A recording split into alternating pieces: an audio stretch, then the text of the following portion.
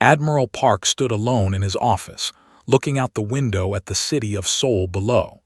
The lights of the megacity stretched to the horizon, millions of people living their lives in peace. 300 years ago, this city was empty.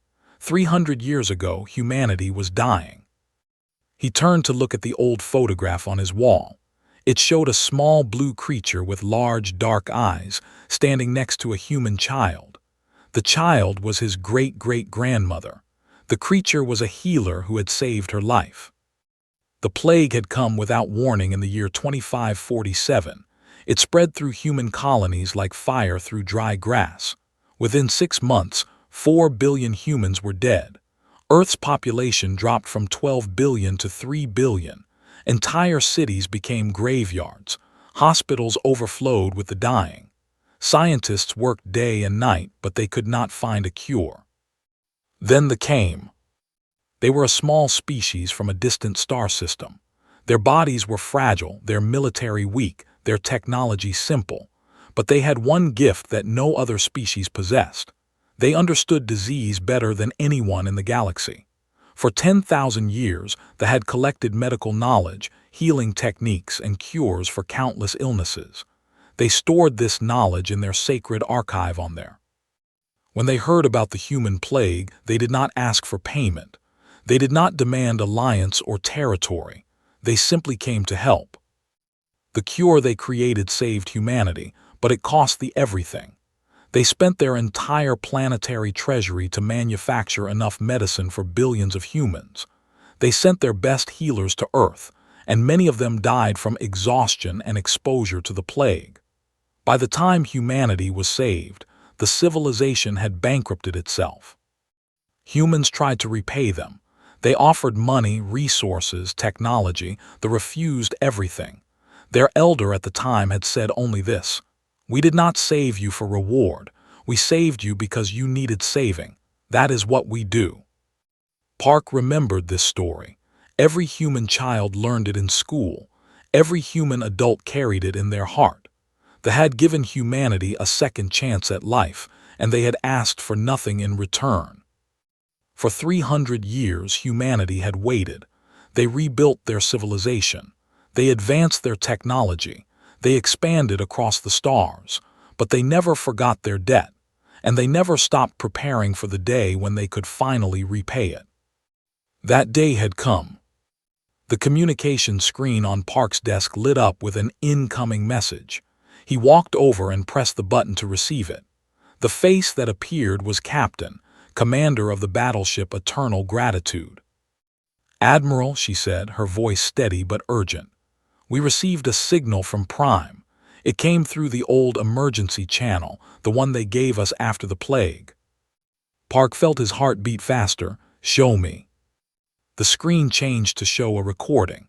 An elderly appeared, its blue skin pale and its large eyes filled with worry. Park recognized the ceremonial robes of an elder. "To the humans of Earth," the elder said in a soft voice. "I am Soft Voice, keeper of the archive. I send this message not to ask for help but to say goodbye. The Dominion of has surrounded our world. They demand we give them our archive. If we refuse, they will destroy us. We have no weapons to fight them. We have no allies to call. We accepted this long ago. Our path has always been peace, even if that path leads to our end."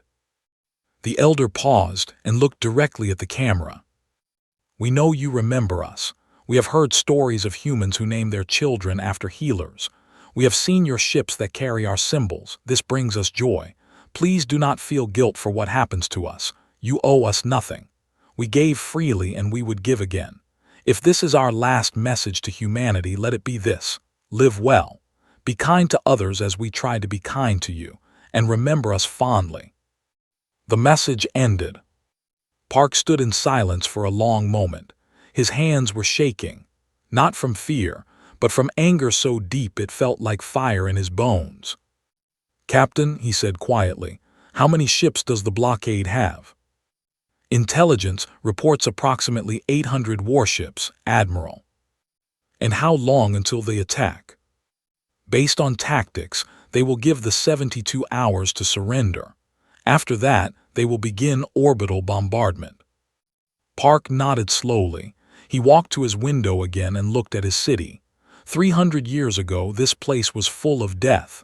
They had turned it back into a place of life. They had expected nothing. They had asked for nothing. They would receive everything. He turned back to Captain. Send a message to every sector command. Authorization code, debt recalled. Tell them to activate all reserves. Every ship, every soldier, every weapon we have hidden for the past 3 centuries. I want the full fleet assembled in 48 hours. Captain's eyes widened slightly. Admiral, the full fleet. That would reveal our true military strength to the entire galaxy. They believe we have perhaps 500 ships, if we show them what we really have. Then they will understand something important about humanity, Park said. We remember those who hurt us, but more importantly, we remember those who helped us. To think they are asking us to remember them kindly after they die. They are wrong. They will not die, not while a single human ship can still fly. He straightened his uniform and took a deep breath. 300 years ago, they saved our species.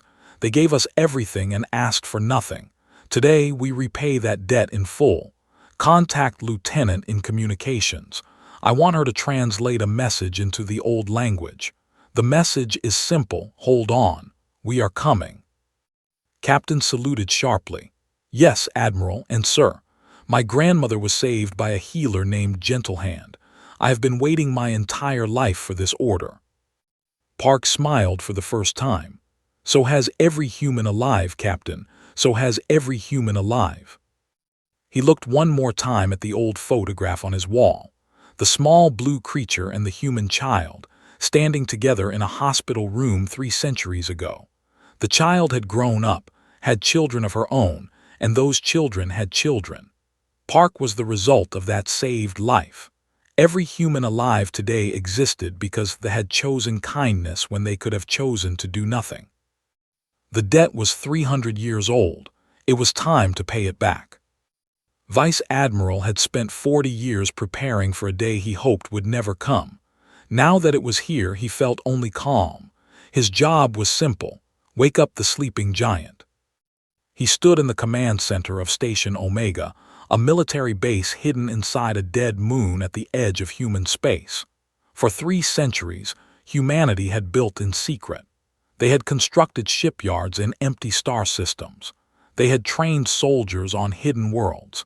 They had developed weapons that no one in the galaxy knew existed. And they had done all of this for one reason. Debt. Status report, said to his officers. Sector 1 responding, 1,200 ships activating. Sector 4 responding, 900 ships ready for launch. Sector 7 responding, 1,050 ships coming online. The numbers kept coming.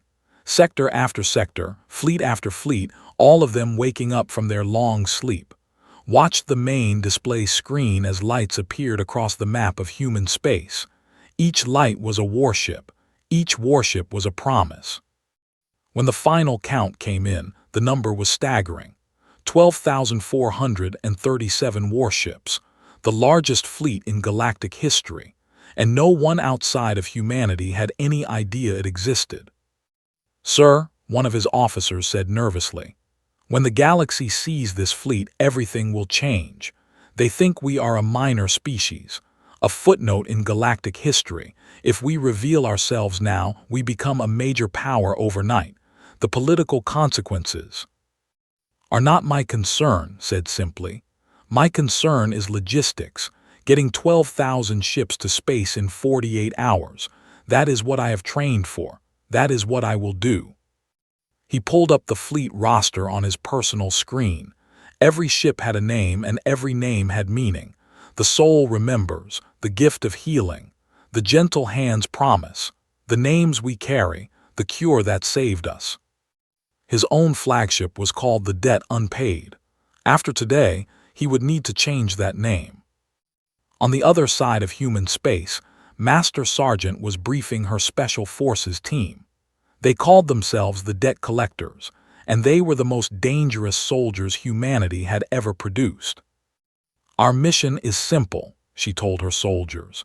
If the admiral decides to take prisoners, we board the enemy command ship and capture their leader. If he decides to send a message, we make sure that message is delivered personally. One of her soldiers raised a hand. Sergeant, what do we know about the Dominion of is an old empire. They have conquered 43 species in the last 2,000 years. They believe in strength above all else. They take what they want because no one has ever stopped them. They chose to attack because they are weak and peaceful. They believed no one would come to help. She paused and smiled coldly. They were wrong. Far across the galaxy, Dr. IM was running final tests on his weapon system. Unlike other scientists, did not design weapons to kill. He designed weapons to disable. They use a standard shield frequency, he explained to his assistants. Our pulse cannon will disrupt that frequency completely. Their shields will fall in seconds. Their weapons will go offline. Their engines will fail.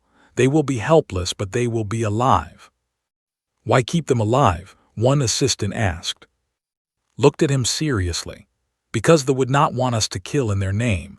They are healers, not warriors. When we save them, we will do it in a way that honors what they are. We will show strength, yes, but we will also show mercy. That is what separates us from The hours passed quickly. Across human space, ships launched from hidden bases. Soldiers boarded transport vessels. Weapons were loaded and tested. The machinery of war, silent for 3 centuries, roared back to life. In the galactic intelligence networks, alarms began to sound. The Empire was the first to notice. Their spy satellites detected massive energy signatures in human space. Their analysts could not believe what they were seeing. This is impossible, one intelligence officer reported to his superiors. Our records show humanity has approximately 500 warships. These readings suggest they have thousands. The War Council dismissed the report. It had to be an error, some kind of sensor malfunction. The humans were a weak species, barely recovered from their plague. They were not a threat to anyone. The Galactic Council received similar reports. Species that had ignored humanity for centuries suddenly became very interested. Where had these ships come from? How had humans hidden them for so long? And most importantly, why were they mobilizing now? Admiral Park stood on the bridge of his command ship, the memory of kindness. Around him, the first wave of the human fleet was gathering. 2,000 warships moving in perfect formation. Behind them, another 2,000. And behind them, thousands more. Captain's voice came through the communication system. Admiral, the eternal gratitude is ready. All weapons charged. All crew at battle stations. Very good, Captain. What is the status of Lieutenant's message? Transmitted to Prime, sir. We received a response. Park's heart tightened. What did they say? There was a pause. When spoke again, her voice was thick with emotion. They said, "We do not understand, we asked for nothing." The Admiral's response was, "That is why you will receive everything." Park closed his eyes for a moment. He thought about his great-great-grandmother, the child in the photograph. He thought about the healer who had saved her. He thought about every human who had lived and died in the 3 centuries since, all of them carrying the memory of that gift. "All ships," he announced on the fleet-wide channel. "This is Admiral Park. In a few hours we will jump to space. When we arrive, the galaxy will learn something about humanity that they have forgotten. They will learn that we are not a minor species. They will learn that we do not forget. And they will learn that when someone shows us kindness, we repay that kindness 1,000-fold." He paused and took a deep breath. 300 years ago, they did not ask if we were worth saving. They simply saved us. Today, we do not ask if they deserve our protection. We simply protect them. This is who we are. This is what we do. All ships prepare for hyperspace jump. Destination Prime. Let's go pay our debt. The fleet engaged their hyperspace drives together. The energy signature was so powerful that it lit up sensors across 3 galactic arms. Species that had never heard of humanity suddenly knew their name. Something was coming, something big, and the galaxy would never be the same. War Commander of the Dominion was bored. He stood on the bridge of his flagship, watching the small blue planet below. Prime, home to a species so weak and peaceful that conquering them felt almost shameful. Almost. His fleet of 800 warships surrounded the planet in a perfect sphere. No ship could enter or leave. They had no weapons, no soldiers, no way to fight back. In 12 hours, the deadline would pass. They would either surrender their archive or they would die. Either way would be done with this assignment by dinner time. "Commander," one of his officers said, "we are detecting an energy signature at the edge of the system." Yawned, "Probably traders fleeing the area. Ignore them."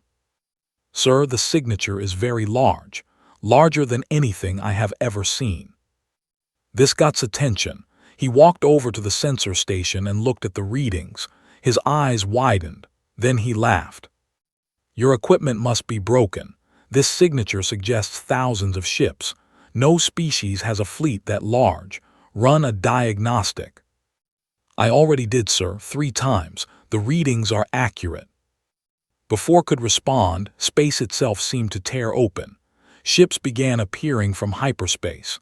First dozens, then hundreds, then thousands. They kept coming and coming, filling the space around the blockade like a flood surrounding an island. His mouth fell open. He tried to count the ships, but there were too many. His tactical officer finally gave him the number in a shaking voice. 12,000 ships, Commander, they are. They are human ships." Human could not understand. The humans, those plague survivors, that is impossible. They do not have this kind of military power. No one does. But the evidence was right in front of him. 12,000 warships, arranged in perfect battle formation. Each ship was larger and more advanced than anything they possessed, and all of them were pointing their weapons at his fleet. A communication request appeared on the main screen. Accepted it, still too shocked to think clearly. A human female appeared on the screen. She wore a military uniform with many medals. Her face was calm and serious. "This is Captain of the United Earth ship Eternal Gratitude," she said. "We are here to repay a debt. You will withdraw from this system immediately, or you will be destroyed." Found his voice. "You dare threaten the Dominion. We are an empire of 43 conquered worlds. We have crushed species far stronger than you. Your fleet may be large, but we do not fear you." "Then you are foolish," Captain replied. "But that is your choice. Admiral Park wishes to speak with you." The screen changed to show an older human male. His face was weathered, his eyes hard. When he spoke, his voice was quiet but filled with power. "I am Admiral Park, commander of the United Earth Fleet. 300 years ago, my species was dying. They saved us. They gave us their medicine, their healers, their treasure. They asked for nothing in return. Today, we repay what we owe." Tried to interrupt, but Park continued speaking. "You have made a mistake, War Commander. You looked at thee and saw weakness. You looked at humanity and saw a minor species not worth your attention. You were wrong on both counts. They are not weak. They simply choose peace. And humanity is not minor. We simply chose to wait." "Wait for what?" demanded. "For this moment. For the day when someone threatened those who saved us. We have spent 3 centuries building this fleet. Every ship, every weapon, every soldier exists for one purpose: to protect those who showed us kindness when we had nothing to offer in return." Park leaned forward, and his eyes seemed to burn through the screen. "You have mistaken our silence for weakness. You have mistaken our patience for fear. You have made your last mistake.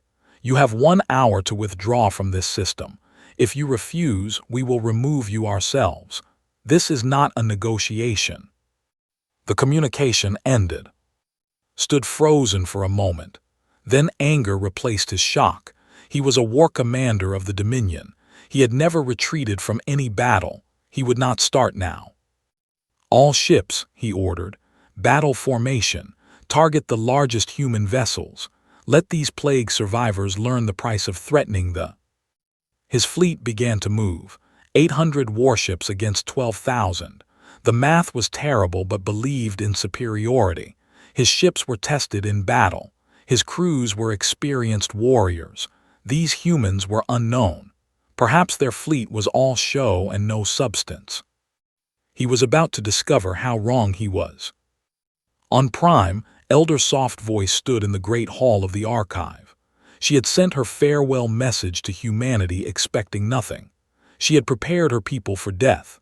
And now, looking at the sky through the transparent ceiling, she watched thousands of lights appear in the darkness.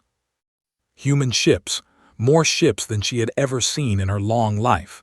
All of them had come for her people. A young ran into the hall. "Elder, the humans sent another message." Soft Voice took the tablet and read the words on the screen. They were written in the old language, the language that only scholars remembered. "Children of healing, stand strong. Your gift was not forgotten. Your kindness planted a seed that grew for 300 years. Today you will see what that seed became. Do not be afraid. We are here. We will not leave until you are safe." Tears fell from Soft Voice's large dark eyes. In all her years, she had never seen her people cry from happiness. Now she understood why. "They came," she whispered. "They actually came." Above the planet, the battle began. Ships opened fire first, their weapons blazing toward the human fleet. Admiral Park watched the incoming attacks calmly. "Dr. Iam," he said, "activate the pulse cannons." Across the human fleet, a new type of weapon fired. The pulses were invisible to the eye, but their effect was immediate. Shields flickered and died. Weapons went silent. Engines sputtered and failed. In seconds, dozens of ships were drifting helplessly in space. Their crews were alive, but their ships were dead. The human fleet had not fired a single lethal shot. War Commander watched in horror as his fleet was disabled piece by piece. His mighty warships were being turned into floating metal boxes, and the humans were barely trying. "Impossible," he whispered. "This is impossible." Captain's voice came through on all frequencies. "Your weapons cannot hurt us. Your shields cannot stop us. Your empire cannot save you. You have two choices: surrender and live, or fight and die helpless in the void. Choose now." Looked at his tactical display. In 15 minutes, his fleet had lost 300 ships, not destroyed, disabled. The humans were showing mercy, and somehow that was more terrifying than destruction. Because mercy was a choice, and if they could choose mercy, they could also choose something else. The galaxy was watching. Every species with sensors pointed at space was recording this battle. They saw the human fleet, vast and powerful. They saw the proud and ancient being humbled like children, and they all asked the same question. Where did the humans come from, and what else were they hiding? The battle lasted 2 hours. When it ended, 600 ships drifted powerless in space. Their weapons were dead. Their shields were gone. Their engines would not start. The crews inside were alive and unharmed, but they could do nothing except watch and wait. The remaining 200 ships had surrendered. War Commander's flagship was among them. His pride was broken. His fleet was destroyed without a single human ship being scratched. Admiral Park stood on the bridge of the memory of kindness and gave his next order. "Sergeant, you may begin your mission. I want the War Commander brought to me alive." Master Sergeant smiled. She had waited her entire career for this moment. "With pleasure, Admiral." Her transport ship crossed the space between the fleets in minutes. The debt collectors boarded the flagship through an emergency airlock. The warriors inside tried to resist, but they were trained for normal combat. They had never faced humans who could fight in darkness, who could move without sound, who seemed to know where every defender was hiding. 15 minutes after boarding, Sergeant stood in the War Commander's private quarters, was on his knees, his hands bound behind his back. His eyes were filled with shame and rage. "You think this is victory?" spat. "You have won one battle. The Dominion will send 100 fleets against you. You have made an enemy of the greatest empire in the galaxy." Looked at him without emotion. "We did not make an enemy today. Your empire became our enemy when you threatened you just did not know it yet." She grabbed him by the arm and pulled him to his feet. "The Admiral wants to talk to you. I suggest you be honest. He is not as patient as I am." The shuttle ride to the memory of kindness was silent. Looked out the window at the human fleet surrounding his broken armada. He counted ships until he lost track. How had the humans hidden this power? How had no one in the galaxy known? When he was brought to Admiral Park, the human commander was looking at a photograph. It showed a small standing next to a human child. Both were smiling. "Do you know what this is?" Park asked without looking up. "A photograph," said with contempt. "Sentimental weakness." Park finally turned to face him. His eyes were cold. "This is my great-great-grandmother. She was 5 years old when the plague came. Everyone in her family died except her. She was alone in a hospital full of corpses waiting to die. Then a healer found her. His name was Gentlelight. He stayed with her for 3 weeks, keeping her alive, giving her medicine that cost more than her family's entire fortune. When she recovered, he simply left. He never asked for payment. He never even told her his name. She learned it later from hospital records." Park set the photograph down carefully. "Gentlelight died 6 months later. The work of healing so many humans broke his body. My great-great-grandmother lived to be 107 years old. She had children and great. I exist because I never chose to save a child he did not know. That is why I am here. That is why 12,000 ships are here. Do you understand now?" Was silent. He had never thought about debt this way. In the Dominion, kindness was weakness. You took what you could and gave nothing back. The idea of building an entire civilization around gratitude was strange to him. "I understand that you are fools," he said finally. "You built this fleet for sentiment, for emotion, for a debt that no one asked you to pay. They did not ask for your help." "No," Park agreed. "They did not. That is precisely why they deserve it." He pressed a button on his console. A recording began to play. It was military communication, intercepted by Lieutenant. A voice spoke. "They are the perfect target. They have no defenses and no allies. More importantly, they are known throughout the galaxy as the species that saved humanity. If we threaten them, we will learn the truth about human military power. Either they will come to save their rescuers or they will not. Both answers tell us what we need to know." The recording ended. Park's face was like stone. "You did not attack them because you wanted their archive," he said quietly. "You attacked them to test us. You used them as bait to measure our response. The archive was never your real target. We were." Lifted his chin. "Every empire needs intelligence. We needed to know if humanity was a threat.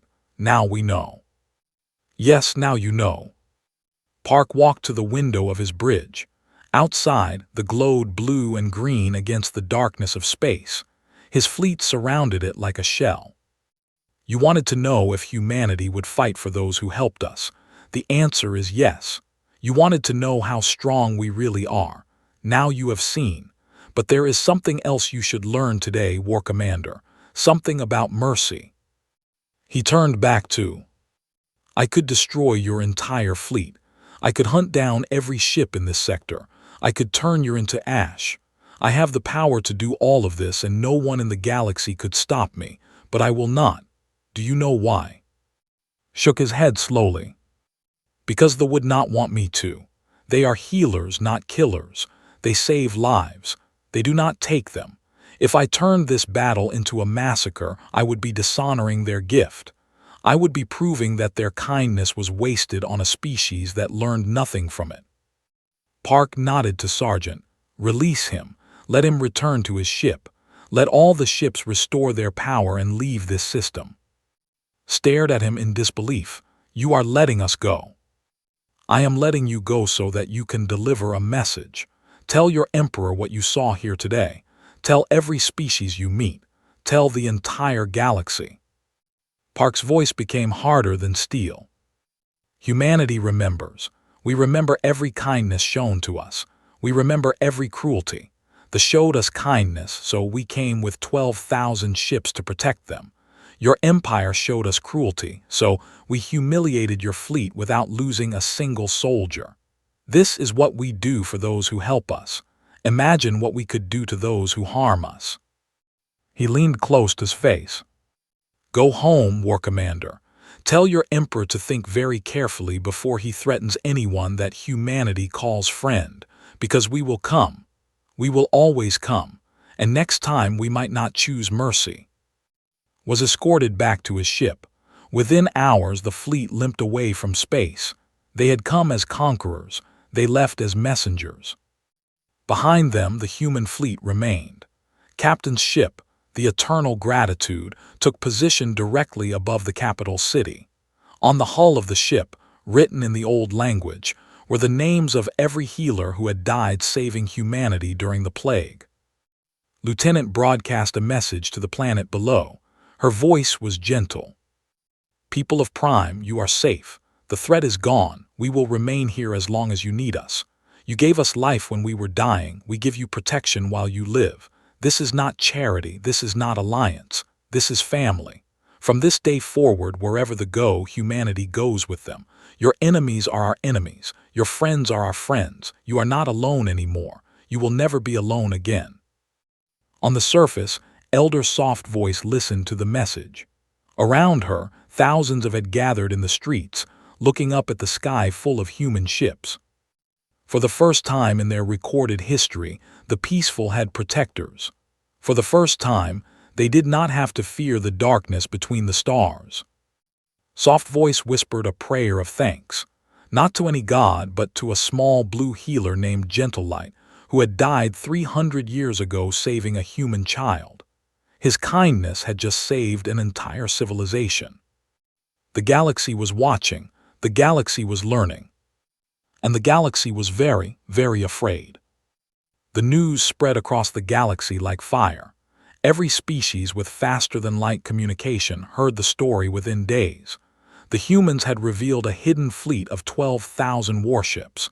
They had humiliated the Dominion without losing a single ship.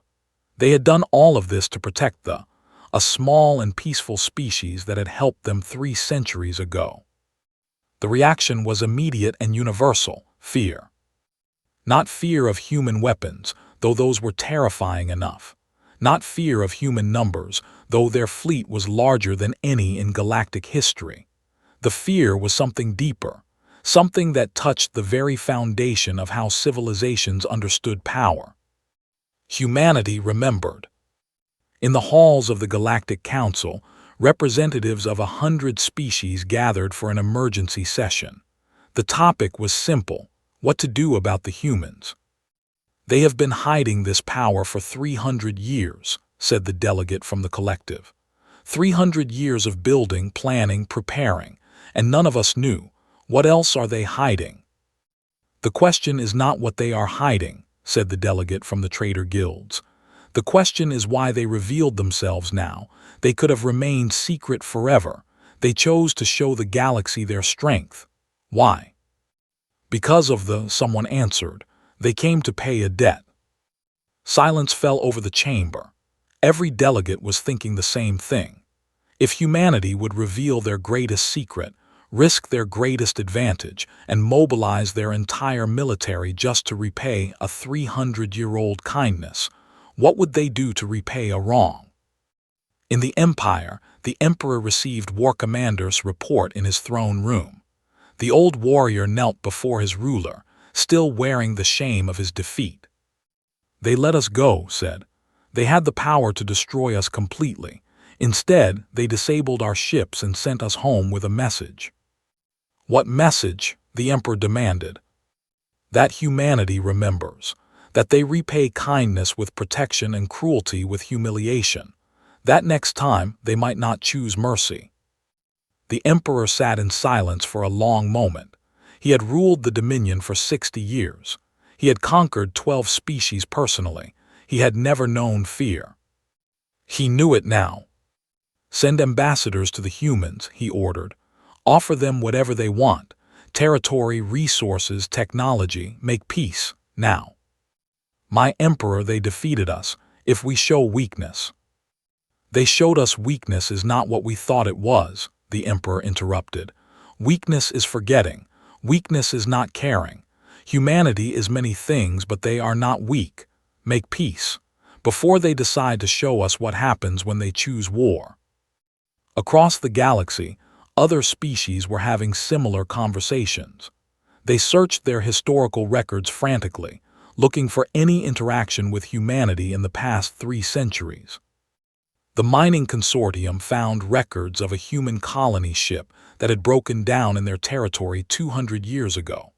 They had repaired the ship and asked for only minimal payment. They immediately sent a gift convoy to Earth with their finest metals and a message of eternal friendship. The Sisterhood of found records of their traders overcharging human merchants during a famine period. They sent an apology, full repayment, and an offer of free food supplies for any human world that needed them. The divided kingdoms have found nothing in their records about humans at all. They sent ambassadors anyway, hoping to establish positive relations before any negative ones could form. Species that had ignored humanity for centuries were suddenly desperate to be noticed. Trade offers flooded Earth's communications networks. Alliance proposals arrived by the hundreds. Everyone wanted to be humanity's friend, because everyone understood what it meant to be humanity's enemy. Admiral Park received these messages in his quarters on the memory of kindness.